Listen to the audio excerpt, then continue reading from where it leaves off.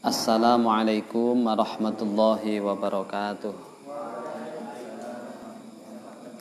Ibtigha'an limardhatillah wa li syafa'ati Rasulillah wa li husuli jami'i maqasidina. Al-Fatihah. A'udzu billahi minasyaitonir rajim. Bismillahirrahmanirrahim. Alhamdulillahi rabbil alamin arrahmanir rahim maliki yaumiddin. Iyyaka na'budu wa iyyaka nasta'in ihdinas siratal mustaqim siratal ladzina an'amta 'alaihim ghairil maghdubi 'alaihim waladdallin amin. Bismillahirrahmanirrahim. Qala al-musannifu rahimahullahu ta'ala wa nafa'ana bihi wa bi'ulumihi fid dharain amin. Bismillahirrahmanirrahim. Al-babu tsani utawi bab kang nomor loro iku fi fadilati la ilaha illallah ing dalem jelasake fadilahe lafat la ilaha illallah. Qala dawuh sapa al-Fakihani inna mulazamata dzikriha sak temene netepi utawa nglanggengake zikir utawa nutur lafat la ilaha illallah ing datukhulil mangzili nalika mlebu omah ing datukhulil mangzili nalika mlebu omah iku tunfi nafeake utawa ngilangi apa mulazamah al-faqra ing kefikiran al-faqra ing kefikiran. Syekh Al-Fakihani ngendikaaken lek enten tiyang melazimkan membiasakan napa ketika masuk rumah melafadzkan lafaz la ilaha illallah, insyaallah itu punya fadilah. Orang tersebut dijauhkan dari sifat fakir alias dipun cukupi dening Gusti Allah. Ngaten. Wa qad warada teman-teman tumeka apa annaman sak temene wong. Qala kang dawuh sapa man, qala kang ngucap sapa man la ilaha illallah ing lafat la ilaha illallah. Wa maddaha lan dawaake sapa man ing la ilaha illallah hudimat mongko den lebur lahu ketuwene man apa arba'atu alafi dzambin 4.000 dosa minal kabairi saking pira-pira dosa gedhe minal kabairi saking pira-pira dosa gedhe. Qalu padha tanglet sapa sahabat ya Rasulullah Gusti Rasul fa illam yakun mongko lamun ora ana iku lahu keduwene man apa sayun suwiji-wiji minal kabairi saking dosa gedhe. Qala dawuh sapa Kanjeng Nabi yufaru den sepura sapa li ahlihi keluargane man wali jiranihi lan kanggo tangga-tanggane man. Rawahu ngriwayatake ing hadis sapa Al-Bukhari Imam Bukhari. Aha wis tutuk empun rampung apa Sanusi dawuh Imam Sanusi. Hadis niki menjelaskan bahwa lek wonten tiyang ngucapaken lafaz la ilaha illallah wa maddaha dipanjangkan la ilaha illallah tiga illallah mudan dipanjangkan itu, maka Allah akan menghapus atas dirinya 4.000 dosa. Niku yang kategorinya al-kabair, dosa-dosa besar.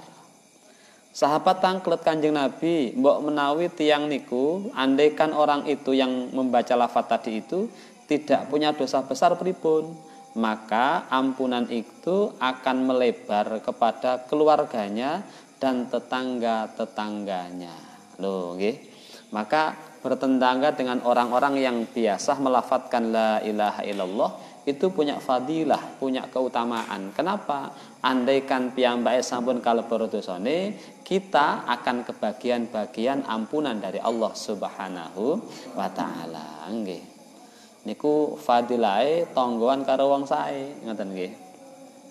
Makanya kalau kemudian kita ambil lafaz la ilaha illallah sebagai intisari tahlil misalnya, maka kita berhusnudzon bahwa orang-orang ingkang derek nglazimaken tahlil la ilaha illallah itu akan mendapatkan fadilah ini. Mendapatkan fadilah ini. Nah, lafadznya la ilaha illallah.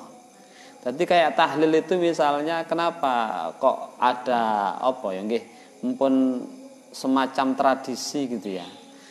Karena ulama-ulama itu cerdas. Kok enten dawuh ngeten niki ada kalimat seperti ini. Ini kan sebenarnya pesan tersiratnya kita disuruh, kita dianjurkan senantiasa melafadzkan kalimat la ilaha illallah. Karena disebutkan fadilah-fadilahnya itu. Lah tapi kita ini seringkali males. Dikei pengertian, paham, ning lek nglakoni belum tentu. Maka sebenarnya majelis-majelis tahlil itu dalam rangka membuat satu cara agar kita masyarakat awam ini kerso gelem melafadzkan la ilaha illallah dengan cara bersama-sama. Meskipun mungkin itu dikerjani seminggu pisan. Kapan? Tiap malam Jumat, gitu ya. Kayak malam ini malam Jumat ini pas ini ya, malam Jumat. Gitu. Jadi namanya institusionalisasi agama, upaya melembagakan sebuah konsep agama menjadi sebuah tradisi yang intinya adalah mengajak warga agama itu untuk mengamalkan ajarannya yang andaikan itu dilakoni dewe roto-roto aras-arasen kayak kualitas kita ini loh. Kalau sahabat Nabi itu dipun ngendikani sepindah lek nglampahi selawase, tenanan kate ajek. Nah, orang zaman akhir itu nuwun sewu, diomongi bolak-balik, disampaikan berulang kali, belum tentu mengamalkan. Disitulah kemudian pentingnya, urgensinya tradisi-tradisi yang kemudian di dalamnya dibacakan kalimah-kalimah thayyibah termasuk kalimat la ilaha illallah. Orang tidak terasa diajak zikir, orang tidak terasa diajak ingat Allah, orang enggak kerasa diajak ibadah kepada Allah Subhanahu wa taala. Niku ngoten niku. Jadi kalau misalnya wong sing maos niku gak duwe dosa, maka ampunan Allah bisa melebar ke ahli-ahli itu siapa? Keluarganya, anak istrinya, wali jironihi dan tetangganya. Maka sepindah malih bertetangga dengan orang baik, punya fadilah dan keutamaan. Paling tidak kena sababiyah, kalau dia diampuni kita melok katut-katut. Gitu ya. Gitu. Qala dawuh sapa an-nabiyyu Kanjeng Nabi sallallahu alaihi wasallam. Manutawi sapane wong iku kala dawuh sapa man kula yaumin ing dalem saben-saben dina. Dawuh tegese ngucap la ilaha illallah Muhammadur Rasulullah, lafaz la ilaha illallah Muhammadur Rasulullah ping pinten mi'ata marratin kelawan 100 ambalan 100 kali. Jaa mongko teka sapa man yaumal kiamat ing dalem dina kiamat wa wajuhu hale utawi wajahe man iku kal qamari kaya bulan Lailatul Badri ing dalem wengine bulan purnama. Ayat tamam tegese sempurna wa huwa utai Badr iku lailatu arba'ata asyar malam tanggal 14 tegese malam bulan purnama. Ngendikane Kanjeng Nabi barang siapa setiap hari melafadzkan la ilaha illallah Muhammadur Rasulullah ping 100 kelak di hari kiamat dia akan datang dengan kondisi wajah yang bersinar terang layaknya bulan purnama. Niku la ilaha illallah niku ping 100 niku. Niku ditinggal lek nglampahi niku nggih. Ampun ngoten niku. Wa qala dawu sapa Kanjeng Nabi sallallahu alaihi wasallam afdhalul dzikri utawi luwih utamane zikir iku la ilaha illallah lafaz la ilaha illallah ai li annaha krana sak temene lafaz la ilaha illallah iku kalimatut tauhid kalimat tauhid. Wa tauhidu tawi tauhid iku la yumathiluhu ora madani ing tauhid apa syai'un suwiji-wiji wali annalaha lan krana sak temene iku keduwene lafat la ilaha illallah ta'thiron onten labet onten efek positif fi tathhiril batini ing dalem bersihake batin fayufitu mongko maidai apa fayufitu mongko maidai nafyal alihati ing nafeake pangeran biqaulihi klan dawe man la ilaha lafat la ilaha wa yusbitu lan netepake apa zikir al wahdaniyata ing sifat wahdaniyah sifat keesaan lillahi kagungane Gusti Allah taala biqaulihi klan ucapane man dawe man illallah lafat illallah illallah lafat illallah wa ya'udu lan bali apa adzikru dzikir min dhahiri lisanihi saking dhahir lisane man ila batini qalbihi maring batin atine man wali annal imana lan krana sak temene iman iku layasihu ora sah apa iman illa biha kejaba kelawan lafat la ilaha illallah ma'a Muhammadur Rasulullah sertane lafat Muhammadur Rasulullah walaisa lan ora ana apa hadza ikilah faedah fima ing dalem barang siwaha kang sakliyane la ilaha illallah minal azkari saking pira-pira zikir minal azkari saking pira-pira zikir ngendikane Kanjeng Nabi zikir ingkang paling utama niku kalimat la ilaha illallah. Kenapa? Li'annaha kalimatut tauhid, karena kalimat la ilaha illallah merupakan kalimat tauhid. Sementara kalimat tauhid itu tidak ada yang menyamai, alias puncak dari kalimat thayyibah itu lafaz tauhid, yakni la ilaha illallah. Lajeng faidahnya lagi adalah lafaz ini memberikan efek positif, ta'tsiron. Taksir niku efek nggih, akibat. Di mana fi tathhiril batin, dalam pensucian batin. Maka kula panjenengan sami tatkala pengen membersihkan hati kita, salah satu caranya dengan lafaz la ilaha illallah.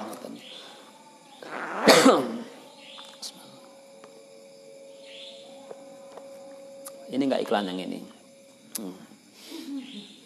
Dengan lafaz la ilaha illallah. Ini kenapa nih wong? Oh, kopi nggih. Bismillahirrahmanirrahim.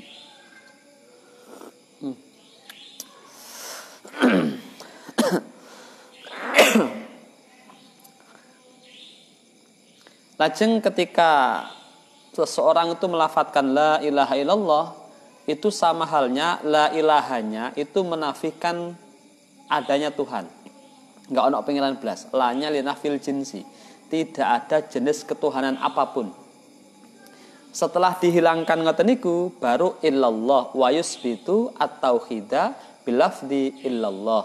Bahwa kemudian setelah dinafikan semuanya ditetapkan sebagai satu keyakinan bahwa Tuhan-Tuhan yang enggak ada tadi itu yang ada hanya satu, yakni Allah Subhanahu wa taala. Maka dari sini ada beberapa pakar yang menyebutkan bahwa kalimat la ilaha illallah itu merupakan satu kalimat yang merepresentasikan proses mendapatkan keyakinan dengan cara yang penuh perjuangan gitu ya. Kenapa? Ini kalau kita bicara tauhid dalam arti yang berproses. Nuwun sewu, kalau kita ini kan ya alhamdulillah gitu ya, lahir sudah dalam kondisi menjadi seorang muslim. Tapi ketika kita menelaah lebih dalam, kafat la ilaha itu kan menegasikan, menafikan. Orang mengatakan tidak ada itu berasal dari sebuah proses pencarian. Wes goleki baru mengatakan tidak ada. Bukan ujuk-ujuk bilang gak ono gitu, enggak, tetapi ada prosesnya. Nah, ketika sudah berproses gitu, muncul satu kesimpulan tidak ada Tuhan. Nah, baru dibangun di atasnya satu proses pencarian baru dan menemukan illallah, bahwa tidak ada Tuhan tadi itu, yang ada hanya satu, yakni Allah Subhanahu wa ta'ala. Proses itu misalnya, teman-teman sekalian, ketika Nabi Ibrahim alaihissalam itu mengajukan satu permintaan dan sekaligus pertanyaan kepada Allah. Rabbi arini kaifa tuhyil mauta. Ya Tuhanku, tunjukkan kepadaku bagaimana cara engkau menghidupkan yang mati. Qala awalam tu'min. Loh, apa kamu enggak percaya gitu ya? Jawabnya Allah, apa kamu enggak percaya? Qala bala walakin liyatma'inna qalbi. Bukan begitu, tetapi untuk memantapkan gitu ya, memantapkan. Di dalam ayat lain misalnya Nabi Ibrahim itu ketika dikisahkan, ketika mencari sosok Tuhan gitu ya, itu ketemu matahari, oh ini Tuhan, besar, menyinari alam semesta, punya manfaat yang luas. Ketika malam tenggelam, oh bukan, Tuhan kok tenggelam. Ketemu bulan purnama, inilah besar, meneduhkan, dipandang juga enak, nyaman. Ketika pagi hari hilang. Keyakinan-keyakinan itu kemudian berpuncak kepada satu kalimat bahwa Tuhan pasti adalah zat yang menciptakan apa yang selama ini saya anggap sebagai Tuhan. Matahari, bulan, bintang, penciptanya adalah Tuhan yang sebenarnya. Siapa? Allah Subhanahu wa ta'ala. Prosesnya seperti itu. Nah, alhamdulillah sekali lagi kita dilahirkan sudah dalam kondisi tauhid barangkali karena orang tua kita seorang muslim, lingkungan kita Islam, tetangga kita Islam, sehingga lahir ceprot, diadzani, diiqamati, langsung berstatus sebagai seorang muslim. Alhamdulillah. Tetapi tidak ada salahnya kemudian kita terus menelisik ke dalam. Karena dalam teori tauhid sebenarnya kalau orang itu masih punya kesempatan belajar, tidak cukup beriman secara ijmali, beriman secara global. Percaya gitu, itu tidak cukup. Kalau piyambake orang yang punya kesempatan untuk thalabul ilmi. Lantas harus bagaimana? Mestinya imannya secara tafsili, yakni mengenal Tuhan, mengenal Allah secara lebih detail, tidak sebatas keyakinan-keyakinan buta saja. Hingga kita diajarkan Allah punya sifat wajib, sifat jaiz, sifat muhal. Ini dalam rangka mengenalkan sosok Allah kepada kita, sehingga keimanan kita itu bisa lebih terperinci, tidak sebatas keimanan yang sifatnya global saja. Maka sepindah malih kagem kula panjenengan sami yang memang masih punya waktu untuk belajar, kita imannya harus didukung dengan bukti-bukti baik Quran maupun bukti-bukti akliyah yang itu dalam rangka mengokohkan keimanan kita, sehingga imannya bersifat tafsili, detail, tidak sebatas ijmali, global tok gitu ya. Percaya Kang, percaya. Dalil apa? Mbuh gitu ya. Itu tidak cukup kalau bagi orang-orang yang masih punya kesempatan belajar.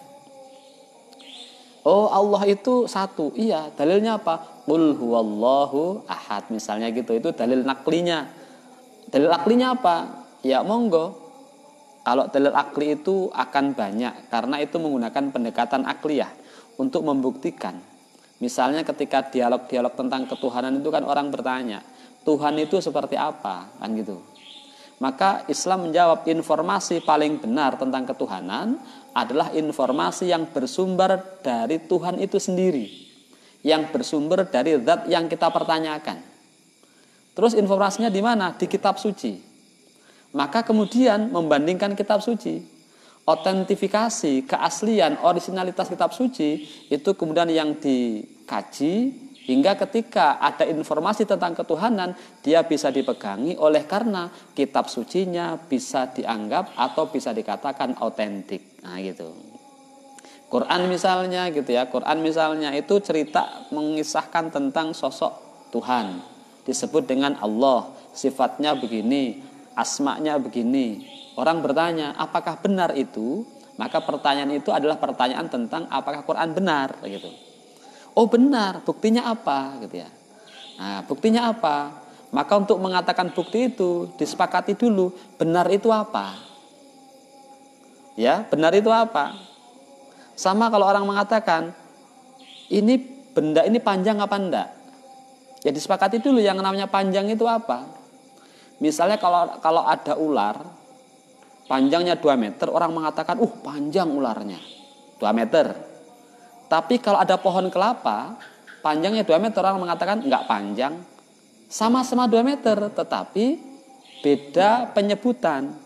Satu mengatakan panjang karena dipakai status ular, satu mengatakan tidak panjang karena dipakai mengukur pohon kelapa gitu. Maka kata benar itu harus disepakati. Apa benar itu? Setelah ketemu kesepakatan itu, baru kita pakai untuk melihat Al-Quran. Hingga dalam berbagai penelitian dengan ragam definisi kebenaran, Quran mampu tampil menjadi kitab suci yang benar dalam segala aspek dan sisinya. Itu dari eksternal. Lah Quran sendiri itu sejak awal sudah membuka diri untuk ditelaah, untuk dibuka, untuk dikaji, untuk dibedah. Bahkan kepada mereka-mereka yang tidak percaya dengan Quran, Quran memberikan challenge. Kalau bahasa sekarang ini, bahasa itu di dunia medsos ya, itu tantangan. Kemarin kan sempat tantangan untuk foto apa gitu ya, gitu Bu. Terus ada kalimat terima tantangan, gitu ya. Ada yang tantangan foto pakaian adat, terus foto diupload berpakaian adat, gitu. Quran itu memberikan itu. Maka di Quran itu misalnya, qul la in jitama'atil insu wal jinnu ala ayyatu bimithli hadzal Qur'an la ya'tuna bimithlihi walau kana ba'duhum li ba'din dhahira.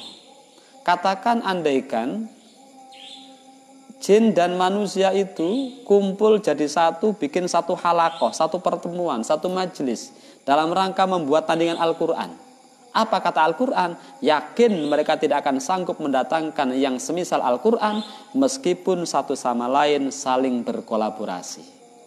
Itu tantangan Quran sudah disampaikan dari awal. Gitu.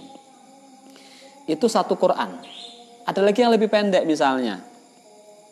Wa in kuntum fi raibim mimma nazzalna ala 'abdina fa'tu bi suratin min mithlih wad'u syuhada'akum min dunillahi in kuntum shadiqin. Andaikan engkau ragu dengan apa yang kami turunkan kepada hambaku Muhammad, maka datangkanlah satu surat yang semisal Al-Qur'an, gitu. Maka membuka diri. Open, gitu. Di sini sebenarnya kula panjenengan sami sebagai seorang muslim oleh Quran diberikan rangsangan dan dorongan untuk mengkaji, untuk meneliti, untuk menelaah. Dan jangan khawatir, Quran sendiri membuka diri sejak awal. Kita tidak boleh takut-takut sepanjang koridor yang ada itu kita penuhi. Gitu.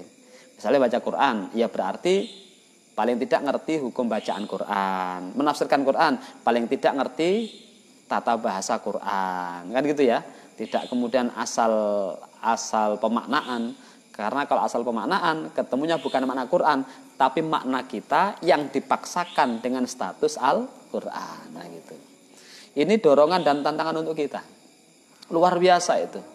Tentang ketuhanan, maka sekali lagi ketika Quran sudah kita sepakati sebagai kitab suci yang benar, yang otentik, yang informasinya benar, maka seluruh apa yang ia sampaikan adalah sebuah kebenaran, termasuk informasi tentang ketuhanan. Gitu. Ini kan bagian dari isi. Karena kita bisa mengakses informasi itu lewat Al-Quran. Maka itu yang dicek duluan. Gitu. Nah, ini salah satu dorongan untuk kita untuk terus belajar. Nah, itu proses tauhid dalam Islam. La ilaha itu menegasikan seluruh prinsip dan sistem ketuhanan. Baru di atasnya dibangun illallah, yang menjadi Tuhan, yang menjadi ilah adalah Allah Subhanahu wa ta'ala. Kan gitu. Didapat dari mana infonya? Quran. Apa benar? Kita sudah cek tadi bahwa itu adalah sebuah kebenaran. Nah, gitu. Niku ngoten niku.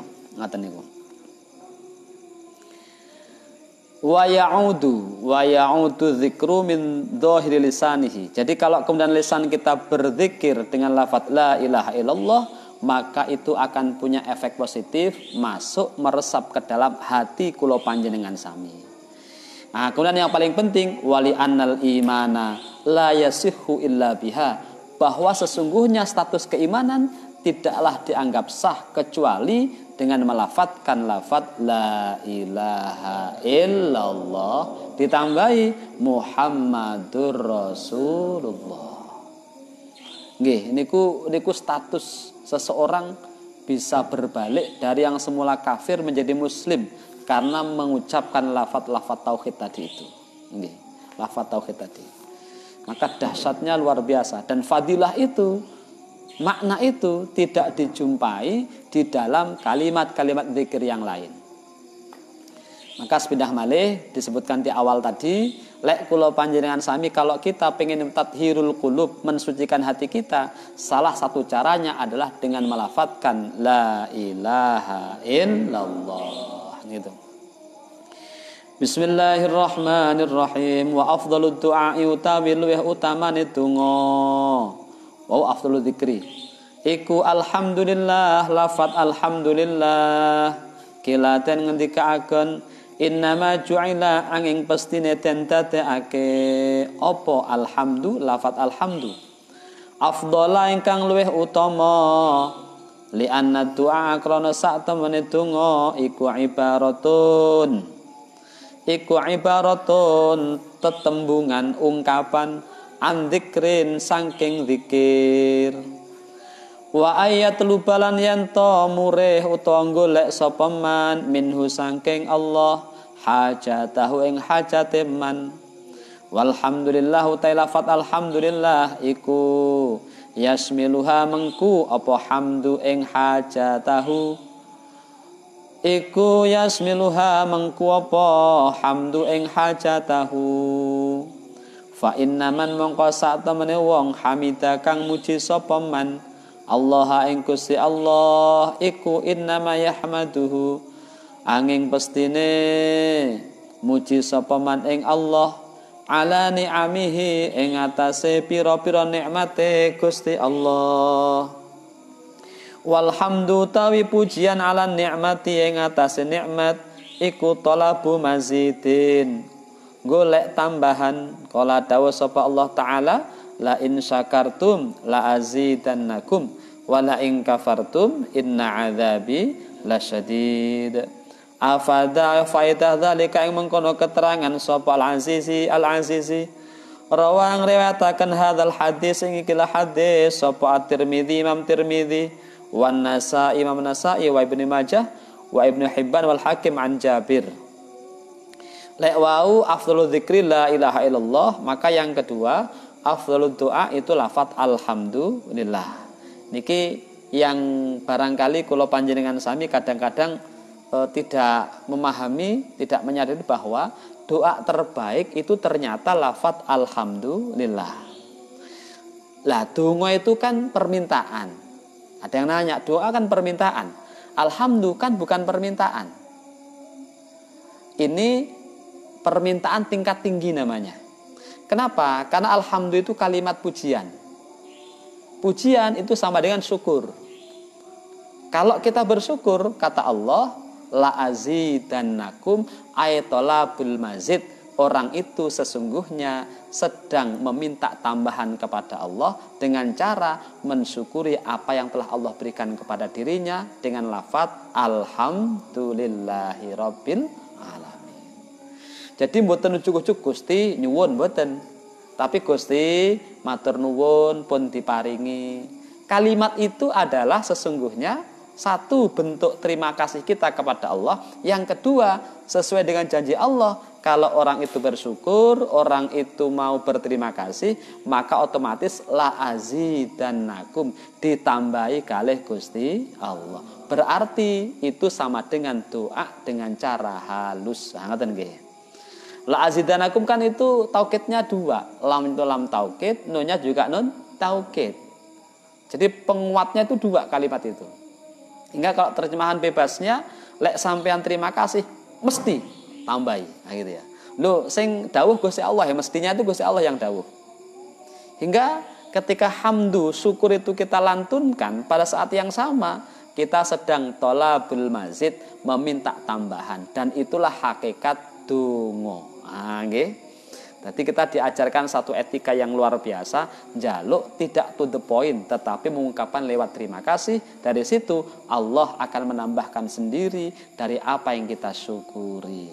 Hingga disebutkan afdhalud du'a alhamdulillah. Nah, itu alurnya ke situ alurnya nggih. Nah, jadi ora ujuk-ujuk, rodok muter tapi muternya itu benar. Karena Qur'annya juga jelas, la azidannakum itu. Allah sudah berjanji sendiri, la enten kawulaku gelem syukur, maka pasti aku tambahkan. Nah gitu. Nah, berarti rek dibalik mafhum mukhalafahnya, lek dhewe gak ditambah-tambahi, ojo-ojo dhewe lali matur nuwun lho nggih. Ojo-ojo lali kita ini. Jangan-jangan kita yang lupa. Gusti gak tambah-tambah atau Gusti padahal kula pun njaluk ya Allah tambahi gitu ya. Lah tibake gak syukur. Dadi sing dindelke njaluke ning lali matur nuwune. Lek teori ini matur nuwun dulu nanti ditambah sendiri oleh zat yang kita matur nuwuni. Nah gitu ya. Allah itu zat yang terbaik gitu ya. Sudah enggak usah diminta. Kalau kita matur nuwun pasti ditambah oleh Allah Subhanahu wa taala. Nah, disyukuri itu ya. Syukur gitu. Napa kemawon niku? Nggih. Wa qala dawu sapa Kanjeng Nabi sallallahu alaihi wasallam.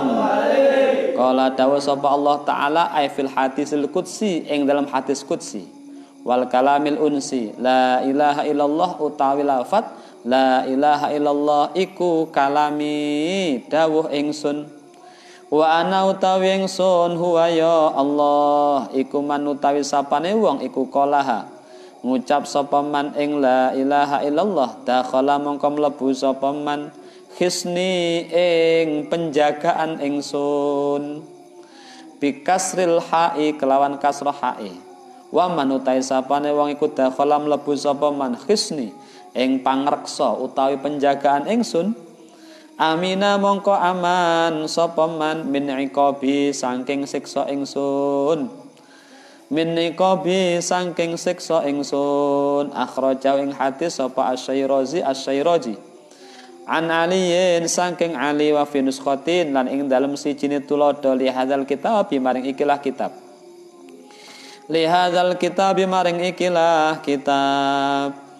ngendikane Allah di dalam hadis qudsi. Hadis qudsi itu adalah firman Allah tetapi tidak merupakan bagian Quran nggih. Hadis qudsi ngoten. Jadi itu ulama beda pendapat apakah kalamnya juga dari Allah ataukah itu sebatas substansinya dari Allah, lafadznya dari Kanjeng Nabi. Ada yang bilang itu kalamuhu lafduhu wa ma'nahu minallah.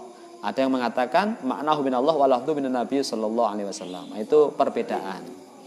Nah, yang prinsip qudsi itu sumbernya dari Gusti Allah, maka nisbatnya, sanadnya, penyandarannya itu kepada Allah. Hadis biasa kepada Kanjeng Nabi Muhammad sallallahu alaihi wasallam. Ada hadis qudsi yang diteliti itu ada, maka ada satu kitab namanya Al-Ahadits Al-Qudsiyah As-Shahihah gitu ya. Ada hadis qudsi yang berkategori sahih gitu ya, karena secara ilmu hadis diteliti dan betul-betul bisa dibuktikan itu otentik gitu ya, otentik. Napa isinya hadis kalau wau ngendikane Gusti Allah, lafaz la ilaha illallah itu adalah kalamku, ucapanku, ngoten nggih.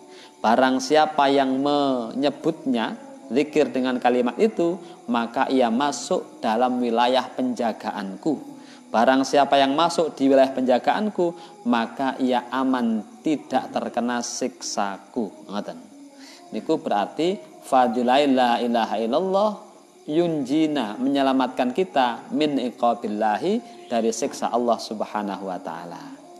Wa qala dawu sapa Kanjeng Nabi sallallahu alaihi wasallam la ilaha illallah ta'ala fat la ilaha illallah iku hisni pangreksa ingsun. Wa man utawi sapane wong iku takhala mlebu sapa man khisni ing pangreksa ingsun amina mongko aman sapa man min azabillahi saking siksane Gusti Allah. Maknanya sama.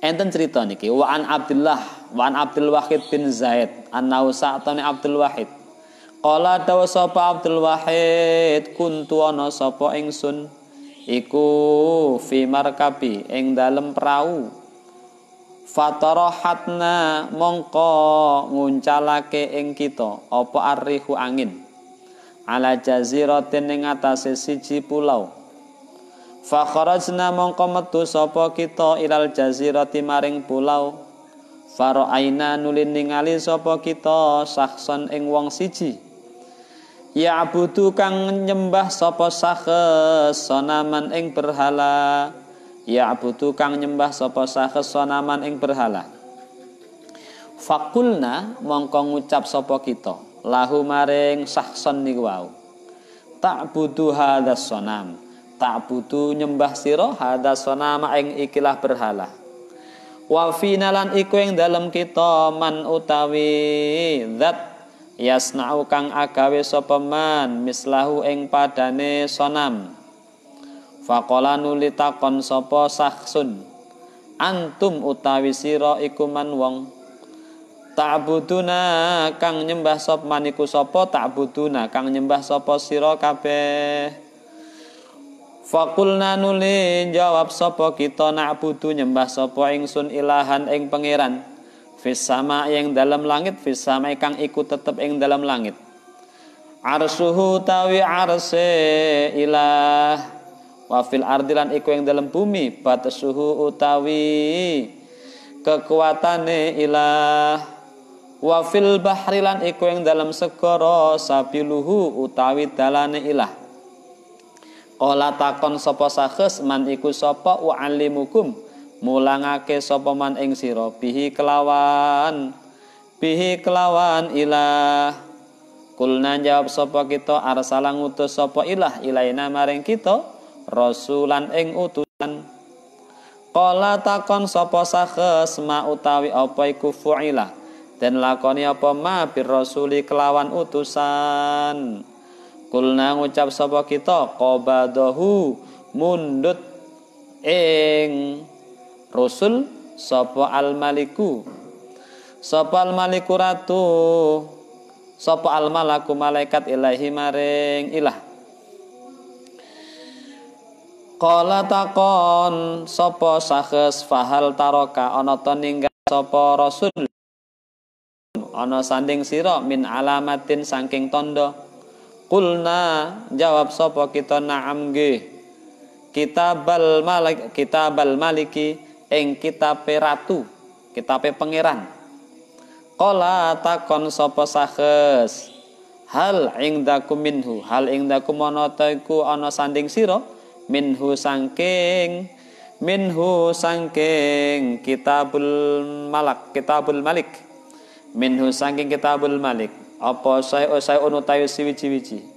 Fasara'na mongko tumandang sapa kita naqra'u hale maca sapa kita alaihi ing atase sakhes surat ar-rahman ing surat ar-rahman famazala ora laren-laren sapa sakhes iku ya beki nangis sapa sakhes hatta khatamtu sehingga mungkasi sapa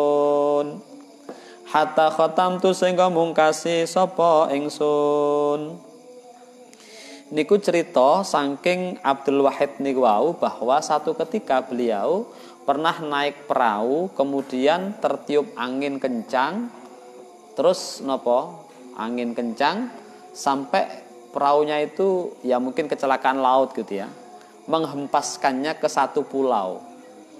Beliau turun di pulau itu jalan-jalan ketemu dengan orang. Saksun itu orang ini pas beliau di sana itu sedang melakukan ritual ibadah. Apa yang dilakukan? Menyembah berhala gitu, menyembah berhala. Maka muncullah dialog antara Syekh Abdul Wahid ini dengan orang tadi itu. Dialognya begini, kamu ngapain gitu ya? Aku menyembah Tuhan. Tuhanmu siapa? Berhala. Loh kalau saya punya Tuhan, zat yang menciptakan apa yang kamu sembah tadi, nah gitu. Jadi zat yang menciptakan apa yang kamu sembah tadi. Loh, lah Tuhanmu siapa? Tuhanku adalah Tuhan yang memiliki arsy di langit, yang memiliki kekuatan di bumi, serta menguasai lautan. Itu Tuhanku. Terus orang tadi nanya, "Lho sampean kok ngerti karo pangeran? Sapa sing mulang?" "Oh, dia ngutus utusan. Arsala ilaina rasulan." Dia ngutus utusan kepada kami. Terus utusan itu membawa kabar apa? Membawa tanda apa kalau dia seorang utusan? Oh, dia mendapatkan mandat ketuhanan, gitu ya. Nah, dia punya enggak sesuatu yang kemudian istimewa dari utusan itu? Ada. Apa? Kitabul Malik. Dia punya kitab yang itu merupakan wahyu dari Tuhannya. Oh gitu, iya. Lah sampean apal enggak dari kitab itu? Ya apal. Coba dibacain gitu ya. Maka dia membaca surat Ar-Rahman. Ketika Syekh Abdul Wahid membaca Ar-Rahman, seseorang ini, Kisanak ini ya, itu nangis dari awal bacaan surat sampai akhir. Hatta khatam tuh, sehingga khatam bacaan Ar-Rahman tadi dia nangis. Paham dia orang Arab gitu ya, paham. Kita kan nggak paham. Oh, apik suarane. Delok suarane itu maknane. Apik ngajine gitu ya. Sing delok suarane gitu ya. Apik gitu. Artinya apa? Embuh gitu ya. Wong cerita neraka pagah guyang-guyu gitu ya. Gitu. Nah, ndak tahu gitu ya, ndak tahu. Pokoknya suaranya apik gitu ya. Nah, gitu. Nah, sampai nangis nih wong. Lah, banjur ngaten kala dawuh sapa sakes. Mayam bagi ora prayoga. Apa ayo so yen to den maksiate sapa yen to den maksiati sapa sahibu hadzal kalam zat kang duweni ikilah kalam. Summa aradna nuli nuntun sapa utawa mentokake sapa kita alaihi ngatasé sakes menyodorkan al islama ing Islam fa aslama nuli mlebu Islam sapa sakes. Setelah bacaan Quran selesai Ar-Rahman tadi itu dia berkomentar, sungguh zat yang memiliki kitab ini tidak layak dimaksiati, tidak layak didurhakai. Nah, dia sudah tahu maknanya itu. Oleh Syekh Abdul Wahid kemudian ditunjukkan ini adalah ajaran Islam, fa'aslama. Maka dia memilih masuk Islam. Angsal hidayah saking Allah Subhanahu wa taala. La ba'da ngoten wa hamalnahu lan gawa sapa ingsun ing sakes ma'ana sertane kita fis safinati ing dalem perahu. Lantas setelah masuk Islam dia kita bawa, bukan terdampar di satu pulau sepi. Kita bawa bersama perahu kita. Falamma janna sumangsane peteng apa al-lailu bengi wa sholaina lan wis salat sapa kita al-isya ing salat isya. Akhadna nuli ngalap sapa kita madhaji'ana ing nggon turu kita lin naumi krana arahe turu. Faqala nuli takon sapa sakes lana iku kedue kita hadzal ilahu utawi ikilah pangeran. Lana iku kedue kita hadzal ilahu utawi ikilah pangeran tumuni kang wis nuduhake sapa sira ing ingsun alaihi ngatase ilah iku kulan jawab sapa kita bal huwa balik utawi ilah iku hayyun zat kang gesang qayyumun zat kang jumeneng layanamu ora sare sapa ilah. Kala ngendika sapa sakes bisa sak ala-alane sapa al abidu kawula antum utawi sira iku tanamuna turu sapa sira wa maulakum lan utawi pangeran sira iku layanamu ora turu sapa maula. Falamma wasalna sumangsane tumeka sapa kita al barra ing daratan wa aradna lan ngarepake sapa kita al insirafa ing bubaran jamakna mongko ngumpulake sapa kita lahu krana sakes sayan ing suwiji-wiji minad darahimi saking dirham. Faqala nuli takon sapa sakes ma iku apa hadza utawi kilah syai. Kulna jawab sapa kita tasta'inu amrih pitulung sapa sira bihi kelawan syai ala nafsika ing atase awak dhewe sira. Faqala nulim dawuh sapa sakes dalal tumuni dutuhake sapa sira ing ingsun ala tariqin ing atase dalan ora ngiyakini sapa ingsun ing sira salaktumuha ngambah sapa sira ing tarik ana utawi ingsun iku kungtono sapa ingsun iku abudu nyembah sapa ingsun ghairahu ing liyane Allah falam yudayyi'ni lan ora niyak-niyakake sapa Allah ing ingsun afa yudayyi'ni ana ta bakal niyak-niyakake sapa Allah ing ingsun al-ana ing dalam waktu saiki ba'dama araftuhu ing dalam sakwise oleh ngerti sapa ingsun ing Allah sakwise oleh ngerti sapa ingsun ing Allah. Dados sakbatane mlebu Islam niku wau dijak numpak perahu, dijak balik teng daratan, ngoten nggih. Di tengah perjalanan itu ba'da malam kemudian Syekh Wahid dan kawan-kawan itu wis pun salat Isya niku ajeng sare menjelang tidur itu. Nah, seseorang tadi itu orang asing kisanak tadi itu nanya, "Sampeyan arep nyapa? Turu?" gitu ya. "Loh, turu?" "Heeh." "Lah pangeranmu turu enggak? Tuhanmu tidur apa enggak?" "Ya enggak. Tuhanku hayyun qayyum la yanam." Dia tidak pernah tidur. Senantiasa terjaga gitu ya, layanam. "Oh gitu iya." Loh kalau gitu kita nggak pantas tidur. Bi'sal abid, saelek-elek hamba itu orang yang tidur pada saat majikannya nggak tidur. Juragannya gak turu, hambanya tidur, nah gitu ya. Maka tidak pantas kita untuk tidur. Kalau majikan kita nggak tidur gitu ya. Ini pendekatannya sudah tinggi gitu ya. Sudah tinggi. Dan kalau pendekatan syariahnya kan tidur sebagai bagian hak tubuh kita, tapi ini sudah pendekatannya tinggi. Tuhan kita nggak tidur, masa kita tidur? Nah gitu. Satu. Setelah nyampe di darat, ini kan rombongan ini mau bubar. Terus ada inisiatif, yuk ngumpul ke duit, nanti nggih sangu Pak niku wau orang asing dia di sini mungkin nggak punya sanak saudara. Nah, setelah terkumpul dikasihkan ke orang ini takok, iki apa? Duit nggih bekal sampeyan untuk mencukupi kebutuhan-kebutuhan mendesak. Oh gitu, iya. Loh, apa kira-kira saya masih butuh? Wong dulu ketika saya di pulau itu, saya nyembah selain Allah saja, Allah mencukupi saya, tidak pernah membuat saya terlunta-lunta. Apalagi sekarang, saya sudah kenal dengan Allah, masa sudah kenal kok justru malah membuat saya terlunta-lunta. Wong waktu saya nggak kenal aja itu masih saya dipelihara, dikasih rezeki. Sekarang saya sudah kenal, kemudian tidak mendapatkan rezeki. Artinya si orang ini tingkat keyakinannya sudah pada titik bahwa lek biyen wae pada saat dia masih menyembah berhala, Allah cukupkan rezeki atas dirinya. Apalagi sekarang ketika dia sudah menyembah Allah, ampun beriman kepada Allah, tentu rezeki yang dulu diberikan ketika dia menyembah selain Allah juga akan diberikan dan pasti ditambah. Jadi dia nggak butuh dengan apa yang dikasihkan oleh teman-teman seperahu tadi itu. Nah, kalau yang seperahu tadi kan menggunakan pendekatan humanity ya, kemanusiaan. Iki wong anyar, gak duwe kanca, ayolah urunan dhewe engko ben bekal. Dia untuk bisa menutup kebutuhan-kebutuhan mendasarnya dalam waktu singkat sebelum dia kenal dengan lingkungannya, dikasihlah gitu. Tetapi dia justru menggunakan pendekatan yang lebih tinggi. Wong biyen wae aku gak nyembah Allah wis dicukupi, apa maneh saiki wis nyembah dan kenal dengan Allah, mesti luwih dicukupi. Nah gitu. Niku napa yang disampaikan oleh Sakhs tadi. Nah, ba'da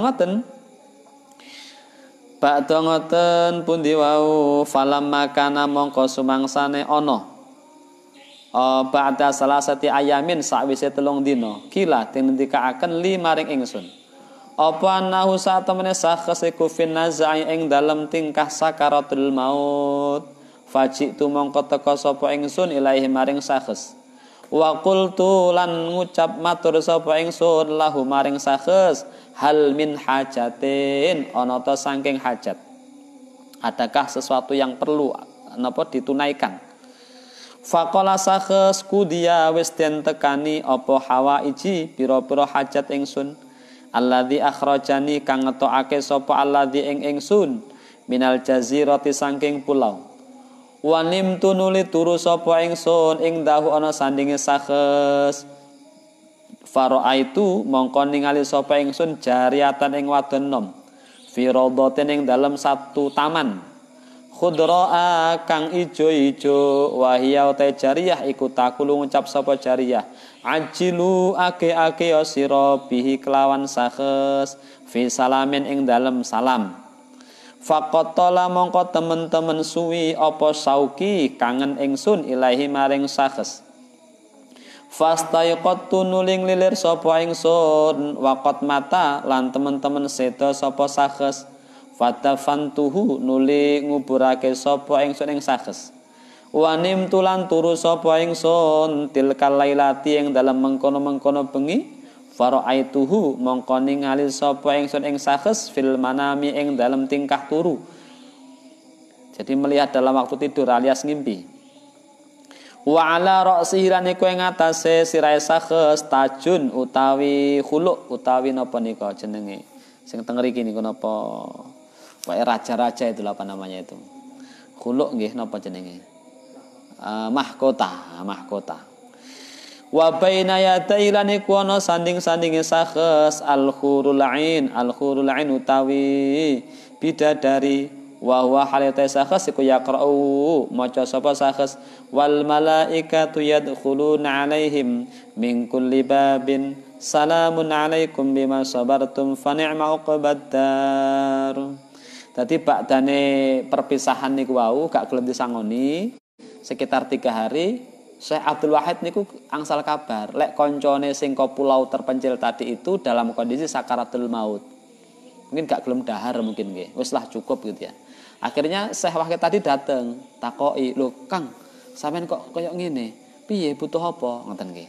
Jawab ya Mbak, aku ora butuh apa-apa. Kayane wis cukup apa sing wis tak tampa mbiyen. Wis gitu ya. Lah, terus Syekh Wahid itu tertidur. Jadi tertidur, di dalam tidurnya itu dia bermimpi ketemu dengan jariyah. Jariyah itu perempuan muda cantik di satu taman. Tamannya tentu taman yang bagus, indah gitu ya. Bukan taman-taman sembarangan gitu. Nah, ketika itu si jariyah tadi bilang bahwa ajilu itu endang toh, koncomu ndang kon rene. Yang dimaksud konco nggih sakes tadi itu. Aku suwi ngenteni kangen karo dheweke, gak ndang teko-teko gitu ya. Akhirnya si Syekh Wahid tadi terbangun dan dia menjumpai temannya sudah sedo, sampun wafat, sudah tuwfiya. Nah, kemudian diramut, dimakamkan. Setelah dimakamkan, di dalam tidurnya dia melihat syakhs tadi yang sudah meninggal dunia dikuburkan tadi itu di dalam satu tempat memakai mahkota. Wa fi ra'sihi tajun tadi, ala ra'si tajun mahkotanya. Kemudian dia juga memiliki istri di sana, al-khurul ain tadi itu. Di sana itu. Sembari itu dia melafadzkan kalimat wal malaikatu yadkhuluna alaihim min kulli bab salamun alaikum bima sabartum fa ni'ma uqbaddar. Jadi kalau kita lihat dari cerita ini, rentang waktu dia mengucapkan kalimat tauhid kan tidak lama. Dari pulau terpencil, dialog, kemudian adu argumentasi sampai kemudian dia meyakini apa yang disampaikan oleh Syekh Abdul Wahid dan kemudian dia mendapatkan hidayah fa aslama masuk Islam tadi. Kemudian dia ikut menyeberang sampai ke daratan jarak 3 hari meninggal dunia. Padahal sebelumnya ya'budul asnam, menyembah berhala. Dengan lafaz la ilaha illallah, apa yang dulu dilakukan terhapus dosanya karena sudah mengucapkan la ilaha illallah gitu. Maka kata Gus Baha itu lafaz la ilaha illallah itu luar biasa. Orang yang nuwun sewu andaikan melakukan tindakan-tindakan kekafiran 80 tahun sekalipun, itu ketika mengucapkan la ilaha illallah otomatis dia berstatus muslim gitu ya. Muslim. Yang ironi kemudian ada umat Islam yang setiap malam Jumat melafadzkan la ilaha illallah justru dibid'ahkan bahkan dimusyrik-musyrikkan. Oleh siapa? Oleh orang-orang yang juga mengaku beragama Islam. Nah, gitu nggih. Padahal kalau kita lihat cerita tadi itu, orang yang sehari-hari menyembah berhala la ilaha illallah sekali dan keyakinan yang mantap, sedo mendapatkan derajat dan fasilitas yang luar biasa di sisi Allah Subhanahu wa taala. Niki cerita tentang maka kalimat ini Wa qala sallallahu alaihi wasallam, adu nekakno sira kabeh zakat abdanikum ing zakat awak sira kabeh bi qauli la ilaha illallah, kelawan dawuh kelawan ucapan la ilaha illallah. Tunaikanlah zakat dirimu, zakat badan kita. Apa zakatnya? Lafaz la ilaha illallah. Wa akhrajang riwayataken ing hadis sapa Ibnu Asakir an Ibnu Abbas qala dawuh sapa Rasulullah sallallahu alaihi wasallam, anna qaula la ilaha illallah, sak temene dawuh la ilaha illallah iku tadfa'u nolak apa la ilaha illallah an qailiha saking wong kang ngucapake la ilaha illallah tis'ata wa tis'ina ing 99 apane baban pintu minal balai saking bilahi. Adnaha kang utawi luwih andap-andape bala iku alhamu prihatin utawi susah. Ngendikane Kanjeng Nabi, orang yang melafadzkan la ilaha illallah akan tertolak daripadanya 99 pintu bilahi. Di mana 99 itu yang paling rendah adalah alham. Ham itu prihatin, susah, gelisah gitu ya. Maka la ilaha illallah bisa menjadi wasilah untuk kita menolak bilahi, menolak balaya. Nggih. Menolak balaya kalau wau. Lajeng dipun ngendikaaken waqala dawuh sapa Kanjeng Nabi sallallahu alaihi wasallam, manutai sapane wong kala dawuh sapa man la ilaha illallah kharaja mongko metu sapa man kharaja mongko metu min fihi saking mulute man tutu eman apa ta'irun manuk akhdara kang ijo-ijo lahu iku keduwene ta'ir janahan utawi suwi loro apyadoni kang putih mukallalani kang ten perhiasi kang ten hiasi bituti bituri kelawan inten wal yakuti lan tegese perhiasan mutiara yas'atu hale munggah apa ta'ir ila sama'i maring langit fayusma'u mongko den rungu lahu maring ta'ir apa dawiyun napa swara gremeng mi tahtal arsy ana sak ngisore ares kadawiyin nahli kaya gremenge tawon fayuqalu mongko den ucapaken lahu maring ta'ir uskun anteng sira fayaqulu jawab sapa ta'ir la ora hatta tufaru sehingga ngapura tuan li sahibi maring wong kang duweni ingsun fayaghfiru mongko ngapura sapa Allah liqailiha maring wong kang ngucapake la ilaha illallah summa yuj'alu nuliten tateake ba'da dzalika sakwise mengkono yughfaru ta'iri keduwene manuk apa sab'una 70 apane lesane tastaghfiru kang nyuwunake ngapura apa sab'un li sahibihi maring wong kang duweni ta'ir dumugi kapan ila yaumil kiamati tumeka dina kiamat fa idza kana nalika ana apa yaumul kiamati dina kiamat jaa mongko teka apa zalika ta'iru mengkono manuk yakunu ana apa ta'ir iku qaidatan nuntun wa dalilatan lan nuduhake ilal jannati maring swarga Di dalam penjelasan ini disebutkan bahwa Kanjeng Nabi ngendikaken lafaz la ilaha illallah niku lek diucapke la ilaha illallah ngaten maka dari mulut orang yang mengucapkan itu Allah akan jadikan seekor burung yang berwarna hijau di mana burung itu memiliki 2 sayap. Yang sayap itu dihiasi dengan intan dan mutiara-mutiara lain. Terus burung itu naik ke langit. Langit kemudian terdengar suara gemuruh kayak gemuruhnya suara lebah. Kemudian disebutkan, meneng, diam. Apa kata burung tadi? Ndak, kami tidak akan diam sebelum panjenengan kersa ngapura orang yang menjadi bos kami. Lho sapa kuwi? Ya wong sing ngucapke aku. Jadi orang mengucapkan la ilaha illallah. Akhirnya disepuro, ya wis tak sepuro. Setelah itu Allah jadikan burung tadi memiliki 70 lesan. Lesan itu kemudian secara terus-menerus beristighfar, memintakan ampun kepada orang yang memilikinya, yaitu pengucapnya tadi, sampai nanti hari kiamat.